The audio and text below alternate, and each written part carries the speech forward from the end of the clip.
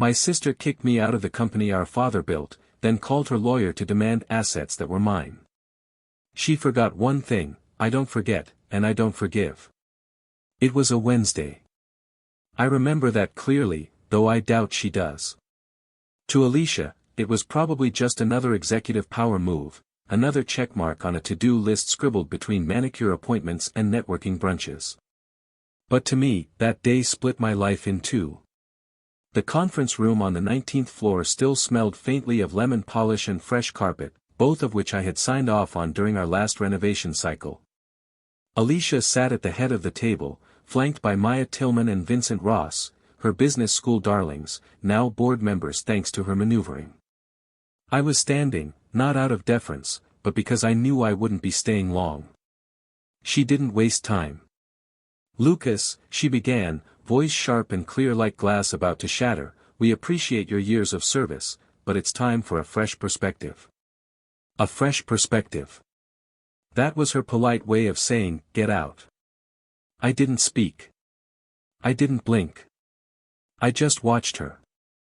Same green eyes I used to see squinting in the sunlight when we played in the backyard.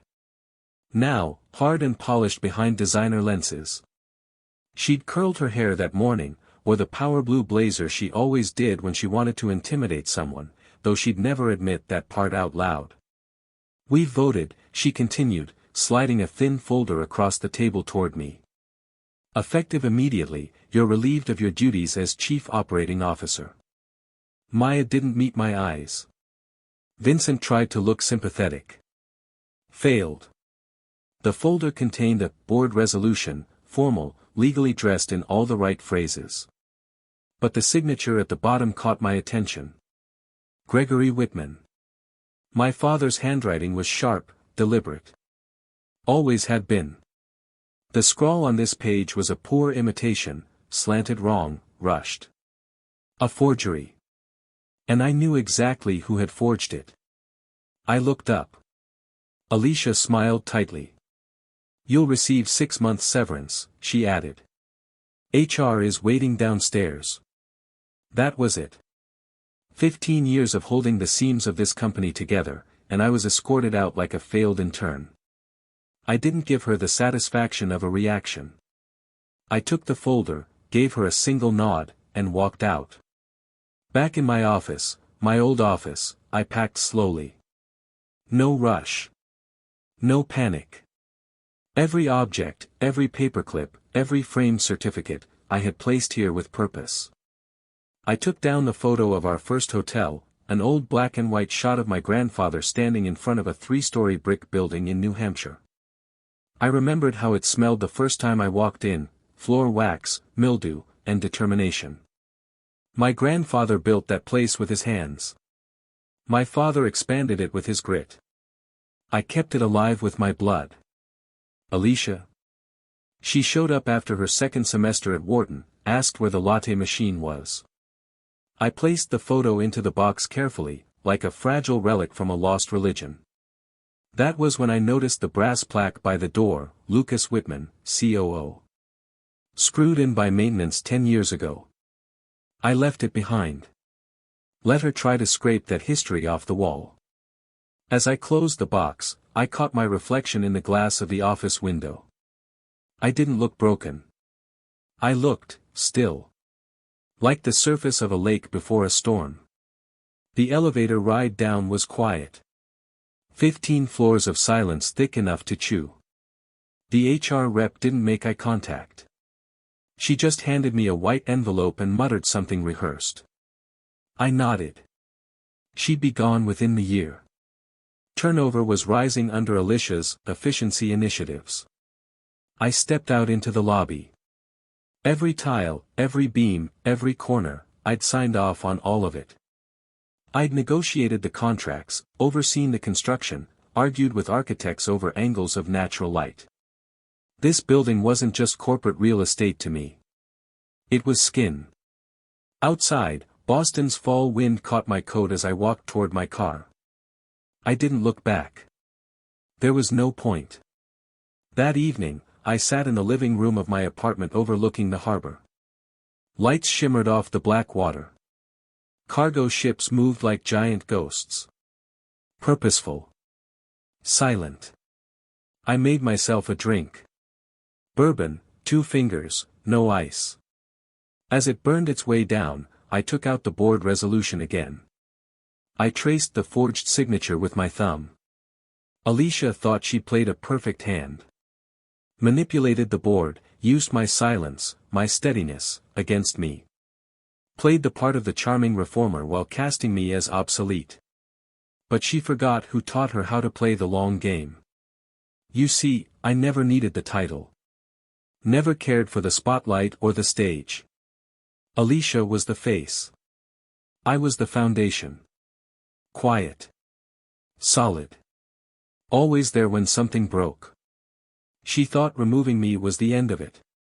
She was wrong. Because here's what she never understood: when you tear down the top floor, the building doesn't fall, not if the foundation owns the land it stands on. She thinks I'm gone. But I'm just getting into position. When you've been building foundations your whole life, you learn to appreciate what others can't see, the quiet weight of what holds everything up. People marvel at chandeliers and rooftop views. They never thank the steel under their feet. That's fine. I never needed thanks. After the fallout in the boardroom, I spent the night walking my apartment like it was a memory palace, turning over pieces, fitting together a plan that had started 5 years ago with nothing more than a spreadsheet and a gut feeling. Back then, I wasn't thinking about revenge. Just survival. It had started, like most good things do, with bad news. I was in the Boston office, running a routine audit on long-term property assets. Nothing glamorous, just pages and pages of lease agreements, maintenance reports, amortization schedules. That's where I saw it: the leases on 3 of our flagship hotels, Riverside in Portland, Ashton in Burlington, and Del Mar near Providence, were due for renegotiation within the next decade. Standard, on the surface. But something nagged at me. These properties were our most profitable, each accounting for double-digit returns year over year. And all of them sat on land we didn't own. We'd signed 99-year leases back when the original landowners were well into their 70s. And now? Their heirs were circling. If any of them chose to sell, we'd be tenants, vulnerable. Powerless. The next day, I asked my father to lunch. He picked the booth by the window at Miller's Steakhouse, his favorite since 1982. We didn't make small talk. Never did. I slid a folder across the table. We need to talk about the land under Riverside, Ashton, and Del Mar. He opened it, scanning the numbers. His eyes tightened, but he didn't interrupt. We don't own any of it, I said. And all 3 leases are expiring within the next 15 years. The new heirs, young, savvy, probably looking to cash out. He leaned back, rubbing the bridge of his nose. You think they'll raise rates? I think they'll make us bleed. Silence. Then his voice, low and weathered: we've been meaning to acquire those parcels, but cash flow's tied up in New Haven and Denver. I can buy them, I said. That got his attention. With what money? I've been saving, I replied. Investments, bonuses. I'll take out personal loans if needed. You'd hold the deeds. I'd form a holding company. Keep it clean. The company can lease from me, same terms as now. No changes. But we'll have control. He looked at me then, really looked at me. Not as his son, not as an employee. As something more. Or maybe just something harder to read. That's a significant move, Lucas. I believe in Summit. I just don't trust the future. He nodded slowly. Your sister sees the market, he muttered. You see the ground it's built on. Don't forget that difference. And don't let it sink you. I didn't. Within 3 months, Whitman Equity Holdings was established, quiet, discreet, not tied to the Summit name. I used personal funds, leveraged lines of credit, and bought out the land under all 3 hotels. The deals were clean, legal, and above all, silent. The company didn't know. Alicia didn't know. Even the legal department signed off on the leasebacks like it was any other vendor paperwork. That's how good infrastructure hides, in plain sight. Then came the scandal. It was 7 months after that lunch, and I'd just taken over as interim CEO after our previous president stepped down. Alicia had just returned from her final semester at Wharton and wanted in. At the time, we were negotiating a new international partnership, a licensing agreement with a hotel chain in Singapore. Alicia insisted we move fast, that her classmates had seen similar deals yield huge returns. I was cautious. The language in the contracts was murky. I flagged it. She dismissed it. "You're always afraid to scale," she snapped in a private meeting.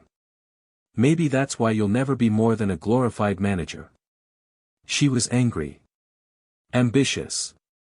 But she was also persuasive. I signed the agreement. 3 weeks later, we discovered the partner firm had misrepresented their assets.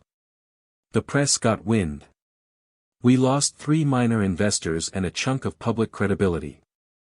The board wanted someone to take the fall. My father called me into his office, closed the door. "If we pin it on Alicia," he said, "it could end her before she begins." I already knew what was coming. I didn't fight it. "I'll step down," I said. He didn't thank me. Just nodded. I became COO. She got her opportunity. She never even looked back. For 5 years after that, I played the role. Let her take the panels, the magazine spreads, the smiling interviews where she called herself the next generation of hospitality leadership. I stayed behind the scenes, tightening screws, balancing books, walking boiler rooms with the maintenance teams who trusted me more than any VP ever could. But I never forgot. Never stopped watching. Every expansion she pushed, more marketing, more media, more flair, stretched us thinner. I kept the walls up while she polished the windows. We were becoming top-heavy, flashy, brittle. And still, I waited.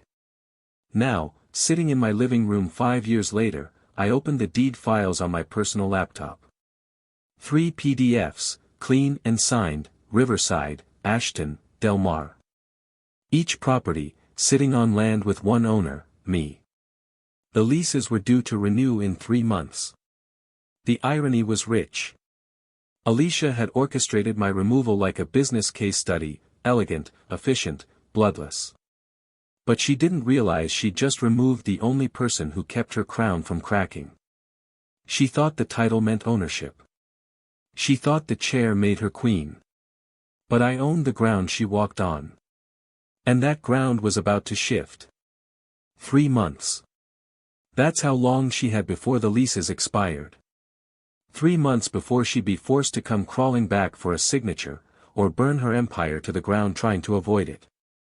But Alicia had never been one to crawl. She climbed, clawed, and smiled through it all. So when Rachel Lang called me, her voice unusually tight, I already knew something was wrong. "I thought you should see this, Lucas," she said. Off the record. She emailed me a PDF. It was a permit application. Filed under a corporate entity I didn't recognize at first, Brightline Ventures LLC. The address? A parcel of ocean view land less than 4 blocks from the Riverside Hotel. Another one? Right near Ashton. And the third, barely a mile from Del Mar. 3 applications. 3 hotels. She was building her own chain. On my doorstep. I spent the next 2 hours cross-referencing filings, checking property registries, tracing Brightline's ownership.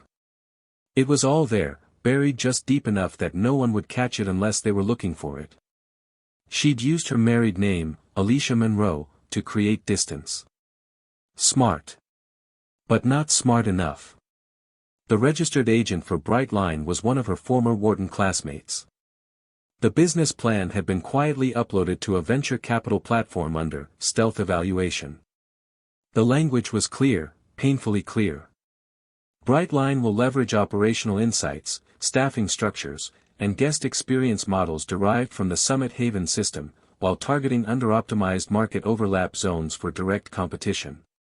Translation: steal our playbook, build a shinier version, and crush the company from the outside in. It wasn't just betrayal. It was extraction. She hadn't just pushed me out. She'd been preparing to gut the entire company while smiling for investor photos and keynote panels. I closed the laptop and stared at the wall. I needed answers. Not from Alicia. From our father. The house on Whittier Lane hadn't changed. Still the same creaking porch swing, the same chipped paint on the window sills. The grass was a little longer. The shutters were in need of sanding. But it felt the same, quiet, heavy, like something waiting to be exhaled. He wasn't home. I knew he wouldn't be. But I still had the key. The hallway smelled like dust and aftershave. His office was where it always had been, bookshelves still lined with hardbacks no one had opened since the 90s. Industry manuals. Real estate law tomes. A framed quote behind the desk, structure before strategy. I ran my hand along the bookshelf, remembering the hours I'd spent here as a kid while he drafted business plans by hand. Then, something caught, an edge behind the third shelf on the left. A hidden latch. I pressed it, and the bookshelf shifted with a soft click. Behind it, embedded into the wall, a narrow safe. Of course he had a damn safe. I tried the obvious combination first, Alicia's birthday. Nothing. Then mine. Still nothing. Then I remembered. Our grandfather's birthday. The man who built the first motel with his bare hands. The man we still pretended to honor in speeches. It clicked open. Inside were two things. A manila envelope labeled Legacy Transition, Phase 2, and a handwritten letter, folded crisply and sealed with a paperclip. I opened the letter first. Lucas. If you're reading this, then you're the one still standing. I never chose between you and Alicia because I believed you were opposites, steel and spark. She sees momentum. You see risk. She builds towers. You check the foundations. But if she ever forgets where the ground is, and it all begins to crack, then someone has to stay standing long enough to lift the rubble. If she falls, I'm asking you not to gloat. I'm asking you to rebuild. Because legacy isn't just blood. It's endurance. You are the foundation. Dad. I read it twice. And then a third time. I didn't cry. I didn't rage. I just sat there, pulse even, breath quiet. Because deep down, I had already known. I was never the one he bragged about at charity galas. Never the one he posed with for trade magazine covers. But I was the one who never left. I took the envelope and left the house without turning off the light. Back home, I opened the documents in Legacy Transition, Phase 2. It was a strategic contingency plan. Contingency for what? The exact scenario we were now living. If Summit Haven fractured under Alicia's leadership, and key personnel were removed, the plan proposed alternate leasing structures, independent partnerships, and third-party management groups to safeguard the core properties. He'd been preparing for failure, hers. And now I was holding the blueprint. That night, I pulled up the internal staff directory, cross-referenced file access logs, and found 3 new names in systems Alicia had no business allowing outside access to. 2 of them were registered to Brightline's beta operation teams. She had already funneled proprietary data out of the company, supplier lists, HR retention models, even guest satisfaction feedback. She hadn't just burned the bridge. She was paving a new one with bricks stolen from our own wall. The next morning, I called Rachel again. How much of this does the board know? I asked. None, she said. They still think she's prepping for national expansion. They don't know she's targeting the same cities as our most profitable locations. Will they listen? She paused. Depends on how loud you're willing to speak. I'll speak, I said. But first, I need to make sure she hears me. That same afternoon, I drove to the Portland County Clerk's office and requested hard copies of all the Brightline permits. I made sure they were date-stamped and notarized. I made 2 copies. One would go to Rachel. The other, to a man I hadn't spoken to in over a year, Julian Hayes, CEO of Commonwealth Lodging. If Alicia wanted to compete, I was going to make sure she had real competition. Not just from a brother. From a storm she couldn't charm her way through. Some wars are fought with armies. Others with silence. Mine started in the lobby of a glass tower in Midtown Manhattan, where the name Commonwealth Lodging gleamed in brushed steel behind the reception desk. It was the kind of place my sister loved, sleek, modern, performative. But unlike her, Julian Hayes didn't care for appearances. He cared for leverage. And today, I had plenty to offer. Julian's assistant led me to a corner office that overlooked Central Park. Morning light filtered through the floor-to-ceiling windows, casting shadows across the long, minimalist desk. No clutter. No trophies. Just presence. He stood when I entered. Tall. Sharply dressed, but not loud. The man knew the value of understatement. Lucas Whitman, he said, shaking my hand. I was wondering how long it would take you to call. I didn't want to come until I had something worth your time. Julian motioned for me to sit. Word is, you're no longer with Summit. Officially, no. But I still have interests. I slid a folder across his desk. Inside were full property profiles for the Riverside, Ashton, and Del Mar hotels.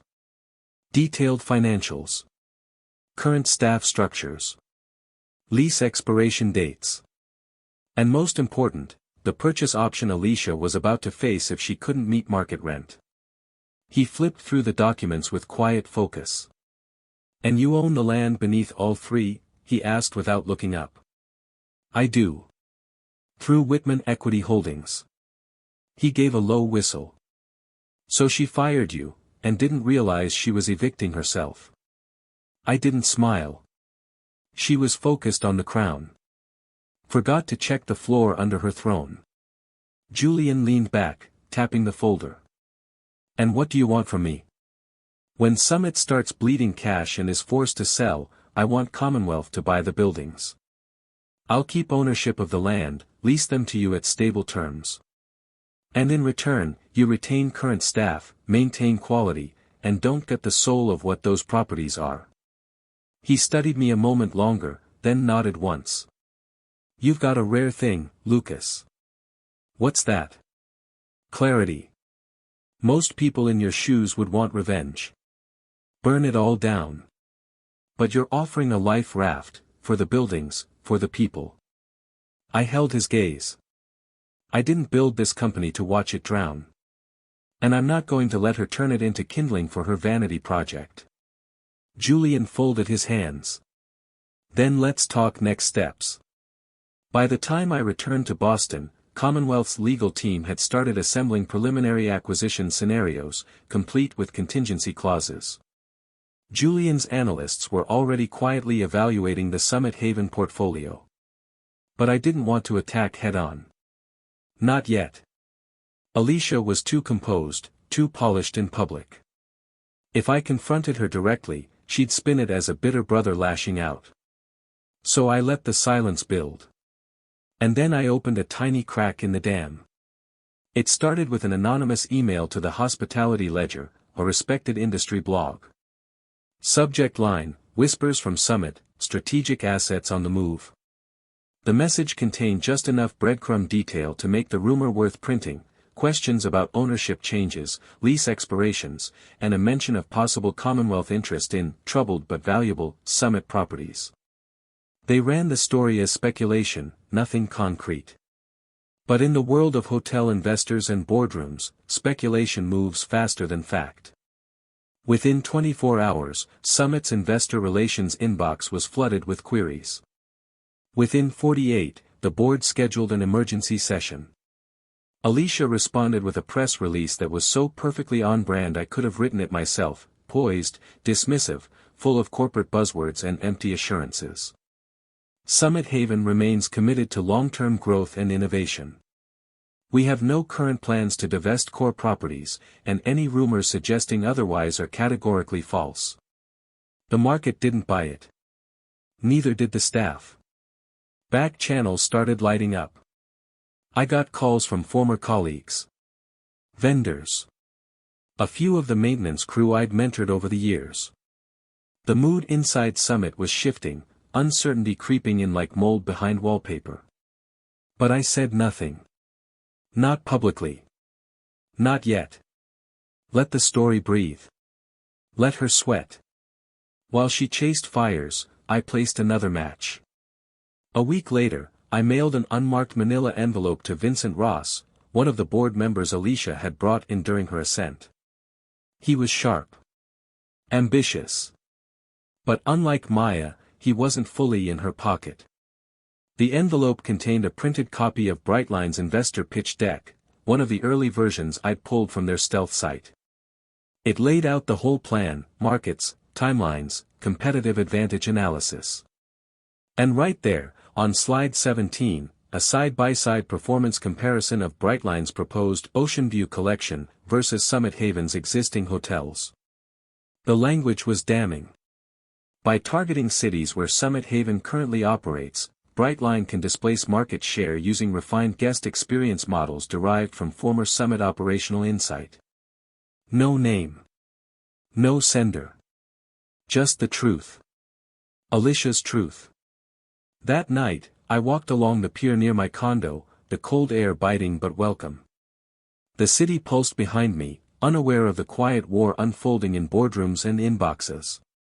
I wasn't chasing headlines or revenge porn. This wasn't a tantrum. It was architecture. Alicia had forgotten what made the house stand. I was just reminding her what happens when you ignore the beams. 2 days later, I received a message from Rachel. Vincent requested a private call. Said it's about Alicia. I didn't reply. I didn't need to. The board would come to its own conclusions. I'd given them the materials. I'd shown them the cracks. Let them decide whether they still trusted the architect. Meanwhile, Commonwealth's legal team finalized a draft letter of intent. Julian called me personally. Riverside is our top priority, he said. It fits perfectly into our northeast expansion. Ashton and Del Mar are close seconds. I nodded. Once the board starts talking asset sale, move fast. If you wait, she'll try to reroute. She won't get the chance. Julian paused. Out of curiosity, he said, why not just raise the lease rate? Bleed her from rent alone. I thought about it, I admitted. But I don't want to own a graveyard. I want to own something that still breathes. And I want the people I hired to still have jobs. He was quiet a moment. You're a rare breed, Lucas. Most people lose power and start throwing knives. You built a scalpel instead. No, I said, watching the boats drift in the harbor. I built a trap. Now I'm just waiting for her to step in. The boardroom hadn't changed. Same polished mahogany table, same panoramic view of Boston Harbor through high windows. Same ghost of a company I had once bled for. I hadn't set foot inside this room since the day Alicia handed me that severance folder with the precision of a butcher slicing fat from meat. Now, I sat across from her again, but this time, the knife was mine. She was already in position, seated at the head of the table, flanked by Maya Tillman and a visibly restless Vincent Ross. My father, Gregory Whitman, sat one seat away from her, his shoulders a little more slumped, his gaze unreadable. Time had aged him quickly in the last 6 months. Or maybe betrayal did that faster than time ever could. The rest of the board filled in the space with stiff suits and tighter expressions. No one smiled. Alicia broke the silence first. This emergency meeting was called to address a serious concern, she said crisply, as if reading from an internal memo. We've recently discovered that a former executive has been quietly acquiring land beneath 3 of our flagship properties. She looked directly at me. Her tone sharpened like a scalpel. Lucas Whitman has spent the past 5 years orchestrating an acquisition strategy designed to cripple Summit Haven's core assets. It's an act of sabotage, personal and calculated. I didn't flinch. Interesting, I said evenly. You mean the land your company has been leasing for 5 years without issue? Land you signed off on, quarter after quarter, because you never bothered to read the financial statements. A flicker of hesitation crossed her face. Small. Fast. But I saw it. You've been stealing from the company, she snapped. No, I said. I've been renting. Legally. Transparently. In fact, I pulled out a thick folder and slid it across the table to Vincent. You'll find that every payment made to Whitman Equity Holdings was approved by this board. Including you, Alicia. Vincent opened the folder. He scanned the first few pages, then his brow furrowed as he kept reading. I saw the moment realization hit him.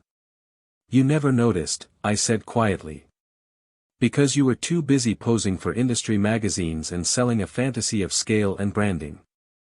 Meanwhile, I was securing the ground your fantasies were built on. Alicia stood. This is misdirection. Classic manipulation. You used inside knowledge for personal gain. I turned to the rest of the board. Is it manipulation, I asked, if I saved this company from collapsing under a future lease war? Or is it more manipulative to do what she did?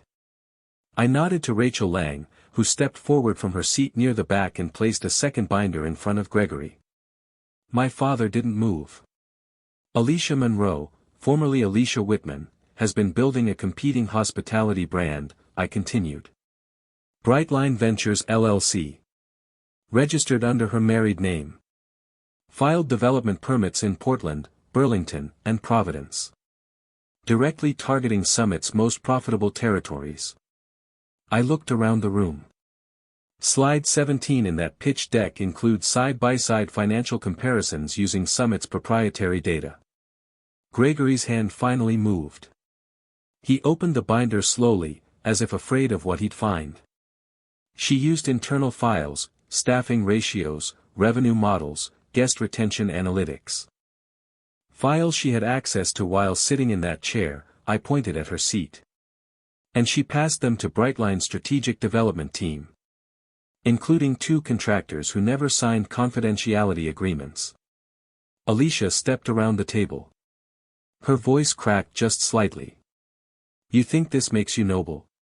You think exposing all of this makes you some kind of savior? Let's talk about truth, Lucas. Let's talk about the fact that you were once CEO, and failed. Daddy had to pull you out after your Singapore deal tanked. Now the room shifted. Eyes turned. Breath held. And this time, I did stand. That deal failed because you pushed me to sign it, I said. You pressured me to fast-track the contract, used your MBA club contacts to vouch for a partner that turned out to be a shell company. I took the fall because Dad asked me to protect the family name. I looked at Gregory. I protected her. Took the demotion without question. Didn't leak the truth. I did what you asked. Gregory didn't speak.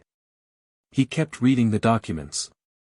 And today, I said, I'm not here to protect her anymore. Alicia turned on me, furious now, all facade gone. You think anyone here wants your pity story? You think you're the victim in all this? No, I said, calm and surgical. I'm the one who kept the house from sinking while you threw housewarming parties in the penthouse. I turned to the board. Check the permits. The funding trails. The emails. She was never building the future of Summit Haven. She was building her own ladder, on our backs. Silence fell like an iron curtain. Then my father spoke, barely above a whisper. This signature, he murmured, pointing to a printed board resolution. Everyone looked. "The one used to finalize your removal," he said to me, eyes glazed, voice trembling. This isn't mine." Alicia froze. I didn't say a word. I let the weight settle on her shoulders like chains. "I never signed this," he said again. "This is forged." Her jaw locked. Her arms crossed over her chest. But the panic had already taken root in her eyes. Vincent was the first to break the silence. "We'll need an independent review of these documents," he said, his voice clipped but steady. "And an immediate vote on temporary suspension of Alicia Monroe as acting president." She didn't speak. She didn't move. She just stared at the table. For a moment, I thought she might try to claw her way out of it, say something slick, deflect. But the room had already shifted. The faces around her were no longer nodding allies. They were wary witnesses. Gregory looked at me then, for a long moment. Not with apology. Not even with regret. Just quiet acknowledgement. The truth was a heavy thing. But it had finally landed. She didn't fight it. After the board's vote, Alicia packed up her office in silence, no press statement, no farewell email. Just a short internal memo citing personal priorities, and a strategic pivot that no one believed. I didn't go see her. I didn't need to. The world has a funny way of leveling its own floors. Within 6 months, Brightline Ventures filed for bankruptcy protection. Their investors pulled out. Contractors sued for breach. Permits were frozen. The only thing she managed to build was a half-finished lobby in Portland and a mound of debt. I read about the filing in an industry bulletin while drinking coffee on the balcony of the Harborview Hotel, formerly the Riverside. Same view, new name, new blood. And it was breathing again. After the fallout, Summit Haven quietly downsized. 5 properties remained under the family's control, scaled back, restructured. Alicia disappeared from the scene. Maya followed her. Vincent stayed on, though now more cautious, more measured. The crown jewels, Harborview, Ashton Point, and Delmar Bay, were acquired by Commonwealth Lodging in a landmark deal that drew quiet praise across the industry. And I didn't want a throne. I wanted roots. Julian offered me a formal position as regional strategic advisor. No suits. No podiums. Just the kind of work I'd always done best, stabilizing systems, strengthening teams, listening more than I spoke. First thing I did was rehire Jorge, head of maintenance at Harborview. The second was asking Rachel Lang to come aboard as our in-house legal lead. She didn't hesitate. "I always worked for the mission," she told me. "Not the brand." We brought back half the original staff. Guest satisfaction rebounded within 2 quarters. Bookings surged. Turns out, when you treat people like more than numbers, they give you more than labor. They give you loyalty. One late afternoon, Julian and I stood on the Harborview's rooftop terrace, watching the light melt into the water. The hotel glowed behind us, its new glass facade catching the last rays like a cathedral window. Julian handed me the latest quarterly report. Up 17% from the previous year. "You did it," he said, tucking his hands into his coat pockets. "You really did it." I shook my head, quietly. "I didn't win, Julian. I just made sure no one stole the foundation." He studied me for a moment, then smiled. "Well, it's the strongest one I've seen in a while." We stood there in silence, letting the moment breathe. No applause. No cameras. Just wind, salt, and a structure still standing. Weeks passed. The industry moved on. New faces rose. Old names faded. But some things stayed the same. Every first Friday of the month, my father and I had dinner. No formal reconciliation. Just food, time, and the kind of quiet between men who know they've both been wrong in different ways. This time, it was at a small bistro in the North End. I arrived early. He was already seated, menu untouched, staring out the window like he used to at old build sites. He looked up, nodded. I sat across from him. "How's Harbor View?" he asked. "Alive," I said. "And grateful." He gave a tired smile. "You were always the one who stayed behind, Lucas." I just didn't know staying was a kind of leadership too. I didn't answer. I didn't need to. After dinner, we walked to his place. When we stepped inside, the living room was already filled with laughter, my niece and nephew chasing each other around a coffee table, knocking over throw pillows and shouting about invisible pirates. My sister wasn't there. She hadn't been for a while. But I made sure the kids saw me every week. They weren't to blame for her ambition or my silence. I sat on the couch, watching my niece stack crayons into a tiny tower. Then she turned to me, all grin and paint-streaked hands. "Uncle Lucas, when I grow up, can I work in your hotel?" I looked at her, really looked. The way her eyes lit up. The way her fingers steadied that crayon tower with care I recognized in my bones. "Not just work there," I said, smiling. "You're gonna build one that makes mine look small."